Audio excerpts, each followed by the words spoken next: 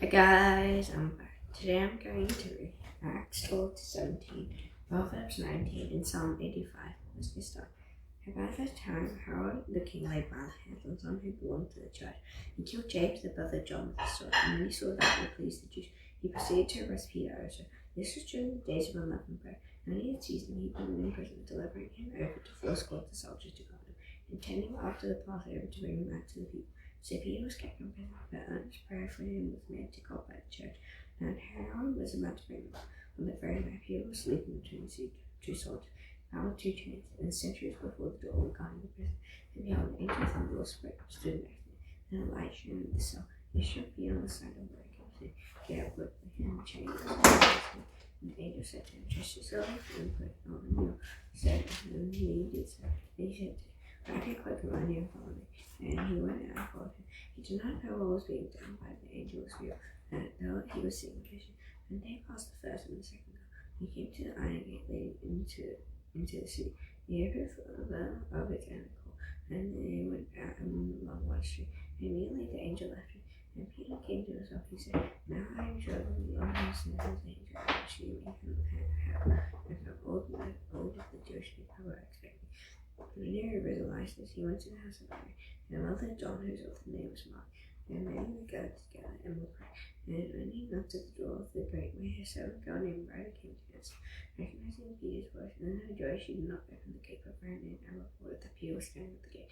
He said to her, "You are out of your mind." And she kept persisting, and they kept saying, "It is his angel." But Peter continued knocking, and when they opened, and he saw him and murmured, and motioning to them with his hand to be silent, he described to them how the Lord had brought him out of the prison. He said, "Tell these things to James and to the brothers." And he departed and went to another place. Now take Israel and another disturbance among the soldiers. The Lord found out how become Peter. And after Herod searched for him and did not find him, he examined the sentries in order that they should be put to death. And he went down from Judea to Caesarea and spent time there. Now Herod was angry with the people of Tyre and Sidon, and they came to him with Chronicle.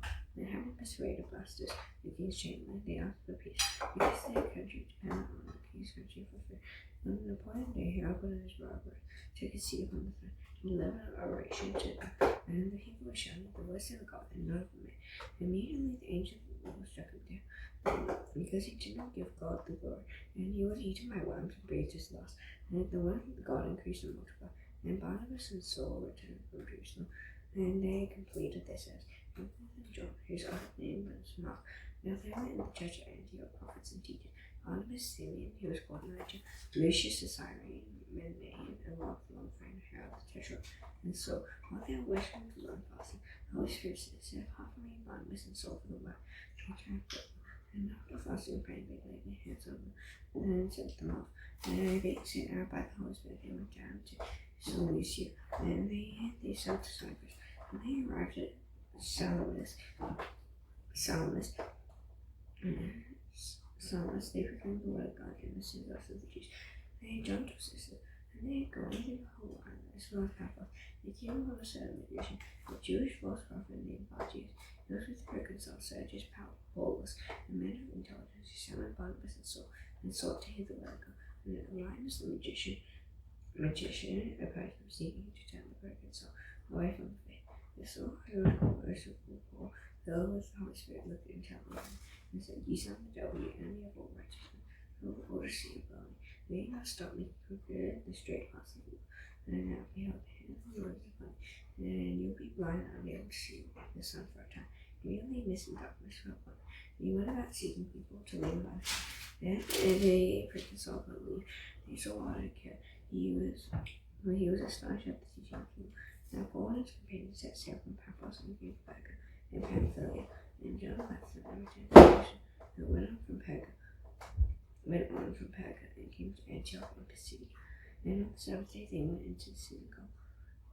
The synagogue and sat down, and after reading from the law and the prophets, the rulers of the synagogue sent a message to them, saying, "Brothers, if you have any word of encouragement, what the people say." They Paul stood up to say, motioning with his hands, "Men of Israel, and you who fear God, listen. The God of this people Israel chose our father, and the people read during their stay in the land of Egypt, and with uplifted arm he led them out of it. And for about 40 years he put up with them in the wilderness, and after destroying 7 nations in the land came. He gave them their land as an inheritance, and they made all this stuff about 450 years. And after that, he gave them judges until Samuel the prophet. And they asked for the king, and God gave them Saul and Achish. And had this child Benjamin for 40 years. And he raised up David to be their king, of whom he testified and said, I have found David the son of Jesse, a man after my heart, who will do all my will. Of this man's offspring God has brought to Israel's Savior, Jesus, as he promised. Before his coming, John proclaimed the baptism of repentance to all the people of Israel. And as John was finishing his course, he said, What do you suppose that I am? I am not he. No, but behold, after me one who is coming, the sandals of whose feet I am not worthy to untie. But the sons of the family of Abraham, who goes on the fear of God, to us the peace of the message of the salvation. And they live in Jerusalem, and therefore those who they did not recognize him and will understand the utterance of the gods. They shall run every sound, and fill them back again with him. And there they found whom they thought worthy of death, and left hard to have him executed. And when they had carried out all that was written of him, they took him down from the tree and laid him in the tomb. And God raised him from the dead, and for many days appeared to those who had come with him from Galilee to Jerusalem. And then now as witnesses to the people, and we bring you the good news that what God promised to the fathers, this he is fulfilled to us their children, and raising Jesus. And he was listed written in the second psalm. You are my son, today I have begun. And as for the fact from that he raised him from the dead, never will turn into corruption. He spake in this way that, and gave you the holy and sure blessings of day. Therefore he says this in that psalm, remember that your holy will see corruption. But David, after he saw the purpose of kindness and generation, and was laid with his fathers and saw corruption. But he whom God raised up did not see corruption. Let me know to you therefore, brothers, that through this man, forgiveness of sins is forgiven, and by him everyone who believes is free from every wrong. You cannot be free by the lawless. You are therefore this one Satan, and you about that. Look, you scoffers, you stand and perish, for I am the Lord, and you do not believe he is one tells it to you. Now saying when I look back that these things are trouble, and accept it, and after the sin goes over. And the Jews and devout confess to Judaism, followed whole and bottoms, who as they spoke with them, urged them to continue in the grace of God. The next Sabbath, there was the whole city gathered to hear the word of the Lord. When the Jews saw the ground, they were filled with jealousy and began to contradict what was spoken by Saul, revealing him. And Paul and Barnabas spoke loud boldly, saying, it was necessary that the word of God be spoken first to you. So you thrust it aside and judge yourselves unworthy of eternal life. We are returning to the Gentiles. For so the Lord has commanded us, saying, I have made you a light for the Gentiles, that you may bring salvation to the ends of the earth. And when the Gentiles heard this, they began rejoicing and welcoming the word of the Lord. And as many as were according to eternal life believed. And the word of the Lord was spreading throughout the whole region. The Jews inside the devout women of high esteem, and the lady man of the city, Sarah persecuted against Paul and Barnabas, and drove them out of their district. And they shook off the dust from their feet against them, and went to Iconium, and the disciples were filled with joy with the Holy Spirit. And at Iconium they entered together into the Jewish synagogue, and spake in such a way that a great number of both Jews and Greeks believed.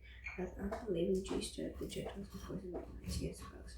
So they remained for a long time, seeking boldly for people who bore witness to the word of his grace, granting signs and wonders to be done by their hands. But the people of the sea were divided, some sided with the Jews and some with the apostles. And an attempt was made by both Gentiles and Jews, but their will was to mistreat them and to stone them. And they landed and fled to Lystra and Derbe, cities of Iconium, and to the surrounding country. And there they continued to preach the gospel. And at Lystra they commenced any who could not use his feet, which grew from birth and had never walked. They listened to Paul speaking, and Paul looking intently at him and seeing that he had faith to be made well, said in a loud voice, stand upright on your feet. Then he sprang up and began walking. And the crowd saw what Paul had done, and lifted up their voices, saying in Iconium, and God had brought his come down to us in the likeness of man. Others they called Zeus and Paul, Hermes, because he was the chief speaker. And the priest Zeus, whose temple was at the entrance to the sea, brought oxen and garments and fish, and wanted to offer sacrifice with a crown of flowers. And Paul heard of it, and they totally bound and rushed out into the crowd, crying out, man, why are you doing these things? You are not man, it was like nature with you. We bring you good news, that you should turn from these very things to a living God, who made heaven and the earth and the sea and all that is in them. And in his generation see that all the generations walk in their own way. Yet he did not leave himself without witness, but he did good by giving them rain from heaven and fruitful seed, edifying the hearts and food and gladness.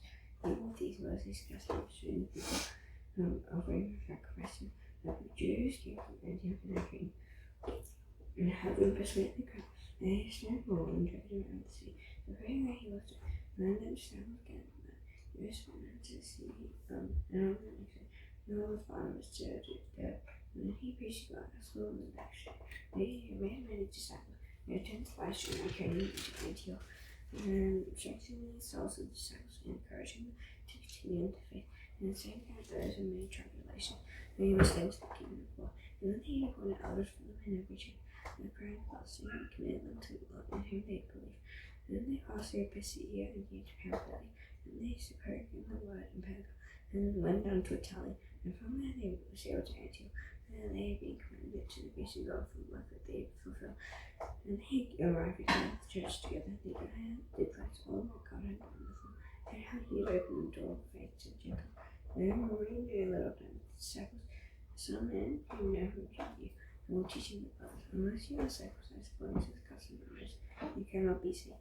And after Paul and Barnabas had noticeable dissension in debate with him, Paul and Barnabas and some of the others had agreed to go to Jerusalem to the apostles and come to the baptism. So being sent on their way to the church, they passed through both the and Samaria, describing in detail the conversion of the disciples. And brought great joy to all the brothers when they came to Jerusalem. They were welcomed by the church and all the apostles and the elders, and they took out all their pride down with them. And some believers who belonged to a party of the Pharisees said, it is necessary to circumcise them and to order them to keep the laws. The apostles and the elders were gathered together to consider this matter.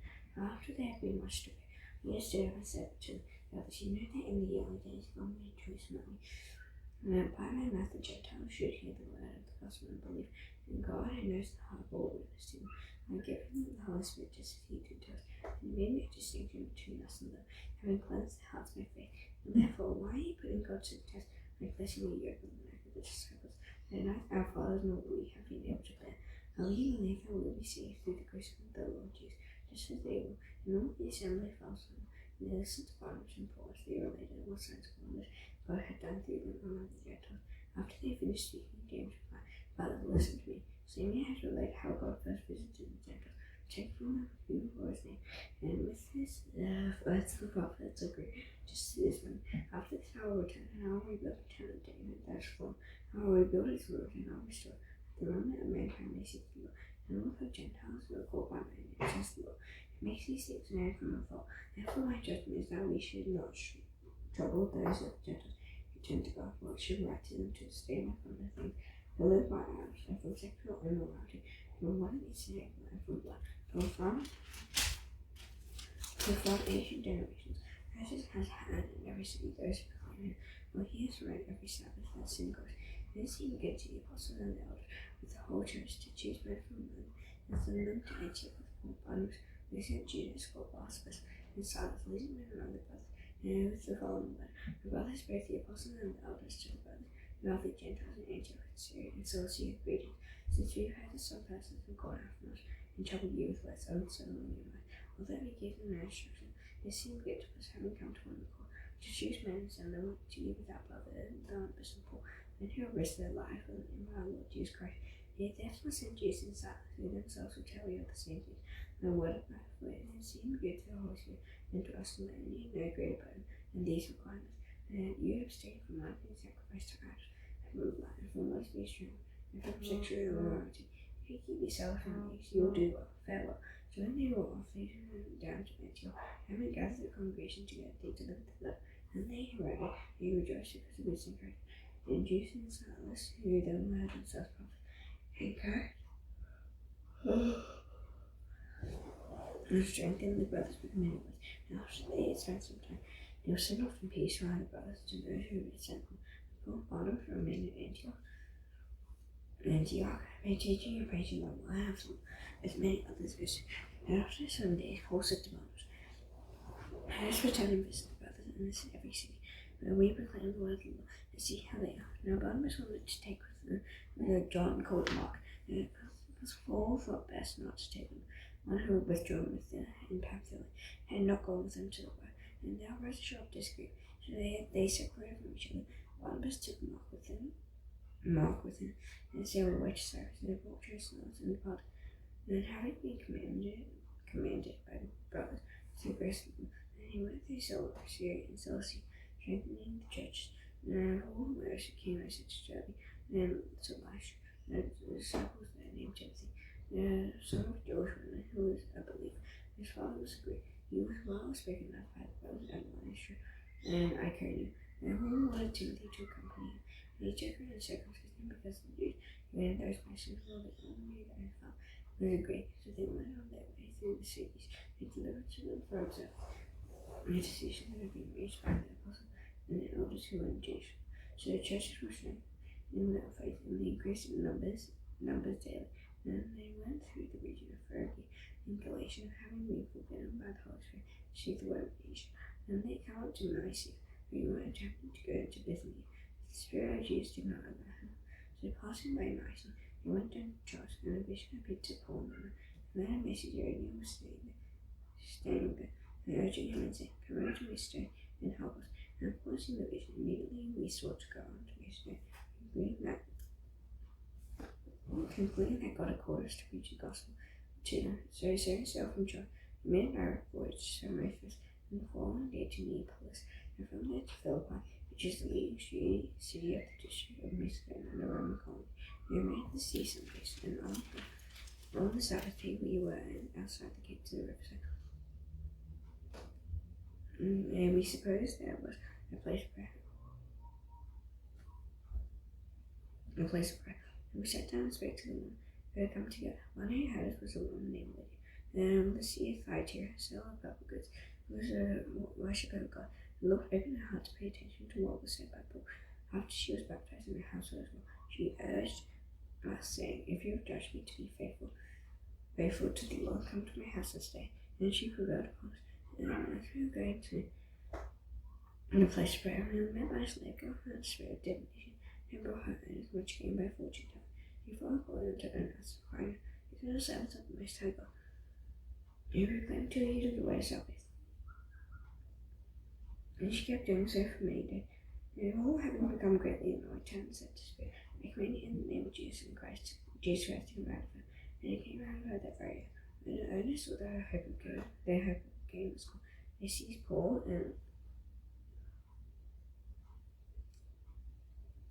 they seized Paul and Silas and dragged them into the marketplace before the world. And they brought them into the magistrates. They said, "These men are Jews, and they are disturbing your sea. They advocate customs that are not lawful to us, but Romans to accept or practice." The crowd joined in attacking, and the magistrates tore their garments off them, and gave orders to beat them with rods. And they inflicted many blows upon them. They threw him into prison, ordering the jailer to keep him safely. Having received this order, he put them into prison and fastened their feet in the stocks. About midnight, Paul and Silas were praying and singing hymns to God, and the prisoners were listening to them. And suddenly there was a great earthquake, since the foundations of the prison were shaking. And immediately all the doors were opened, and everyone's bonds were unfastened. And the jailer woke and saw that the prison doors were open. The Jew saw him was about to kill himself. Supposing that the prisoners had escaped, and Paul cried with a loud voice, "Do you harm yourself? We are all here." And the jailer cried for light and rushed in, and trembling with fear, he went out down before fallen Silas. And he brought them out, "Sirs, what must I do to be saved?" And they said, "Believe in the Lord Jesus, and you will be saved, you and your household." And they spoke the word of the Lord to him and to all who were in his house. And he took them at the same hour and washed their wounds. And he was baptized at once, he and all his family. And he brought them up into his house and set food before them. And he rejoiced with his entire household that he had believed in God. When it was day, the magistrates sent the police, saying, "Let those men go." And the jailer reported these words to Paul, saying, "Magistrates have sent to let you go.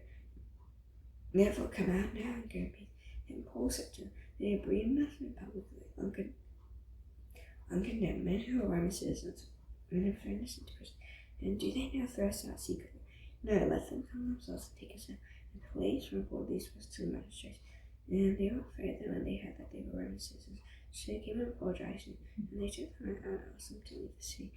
And so they went out of the prison and visited Lydia. And they seen the body, and they encouraged them and departed. And they passed through Amphipolis and Apollonia. They came to Thessalonica, and where there was a synagogue of the Jews. Paul went in, as was his custom, and in 3 Sabbath days he reasoned with them from the Scriptures, explaining and proving that it was necessary for the Christ to suffer and to rise from the dead, saying, "This Jesus whom I proclaim to you is the Christ." And some of them were persuaded and joined Paul and Silas, as did many of the devout Greeks, and not a few of the living ones. But the Jews were jealous and thinking some wicked men of Rome. They formed a mob, set the city in an uproar, and attacked the house of Jason, seeking to bring him back to the coast. And when they could not find them, they dragged Jason and some of the relatives before the city authority, shouting, "These men who have turned the world upside down have come here." And Jason has received them. They are all acting against the decrees of Caesar, saying that then there's another king than Jesus. And the people in the city authorities were disturbed when they heard these things, and they had taken money and security from Jason and the rest. They let them go. The boss immediately sent Paul and Silas away by night to bury. And when they arrived, they went into the Jewish synagogue. These Jews were more noble than those in Thessalonica. They received the word with all enemies, all eagerness, examining the scriptures daily to see if these things were so.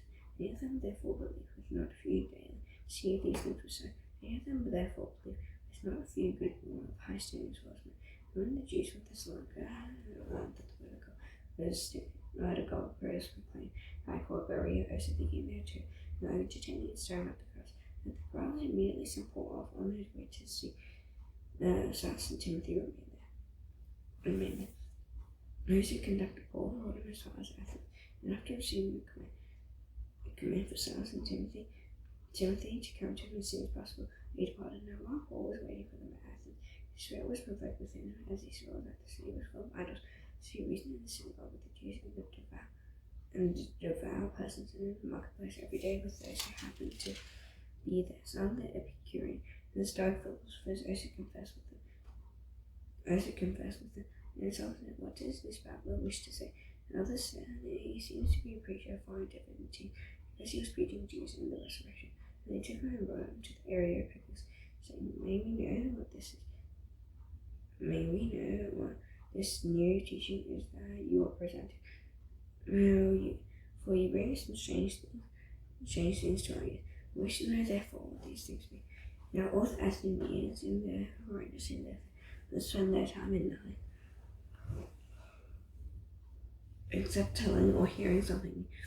So Paul, standing in the midst of the Areopagus, saying, "Men of Athens, I perceive that in every way you are very religious. And so before as I passed along and observed the objects of your worship, I found also an altar with this inscription.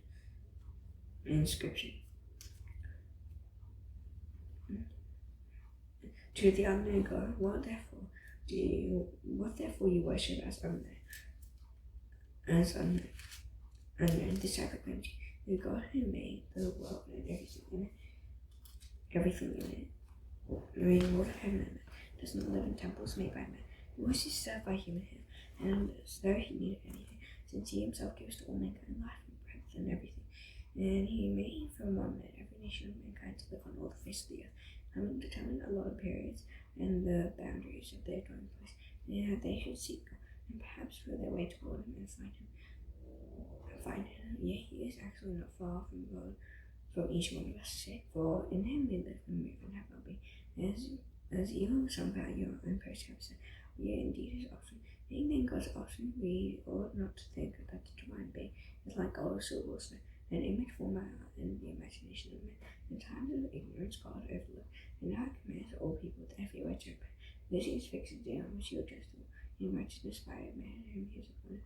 And of this he has given assurance to all by raising him from the dead. Now when they heard of the resurrection of the dead, some mocked, but others said, "We will hear you again about this." So Paul went out from the midst, and some men joined him and believed.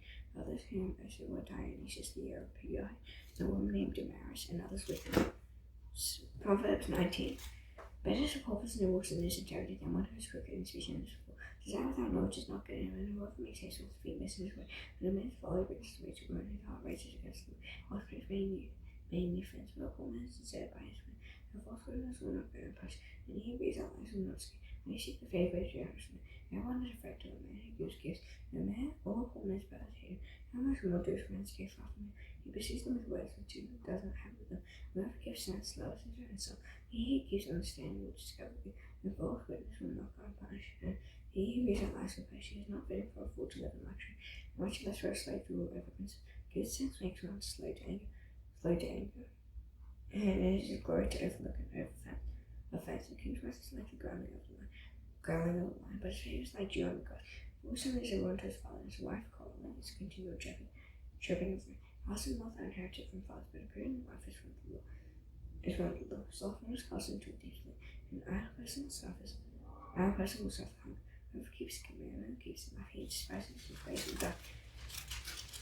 The rabbit is generous to the poor, less to the light. You are paying first.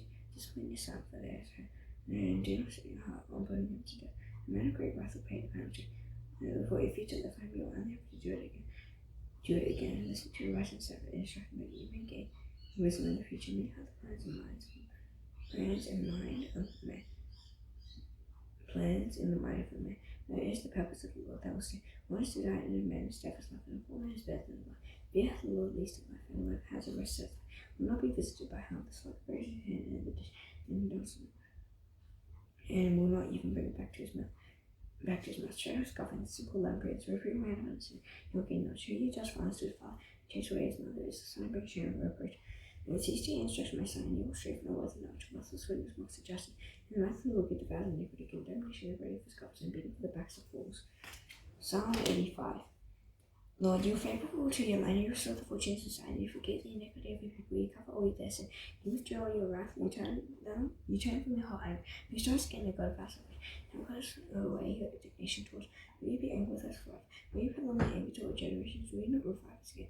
That your people may rejoice, and you show us your steadfast love and grant us your salvation. Let me hear what God the Lord will speak. Will you sweet peace to a people to say, and let them not turn back to his people. Turn back to falling. Surely his salvation is not to those who fear him, that glory may dwell in the island. Steadfast love and faithfulness meet righteousness, and peace kiss each other. Faithfulness springs out from the ground, and righteousness looks down from the sky. Yes, the Lord will give what is good, and a land will yield its increase. Righteousness will go before him and make his footsteps away. Now there's no nationality in the Lord's prayer. His prayer hearts are Father in heaven, hallowed be on earth, your kingdom come, your will on earth as it is in heaven. Give us today our daily bread. Because it has seized us from our debts. Lead us not into temptation, but deliver us from evil. Because of the kingdom, and the power, and the glory forever. Amen. See you tomorrow. Bye.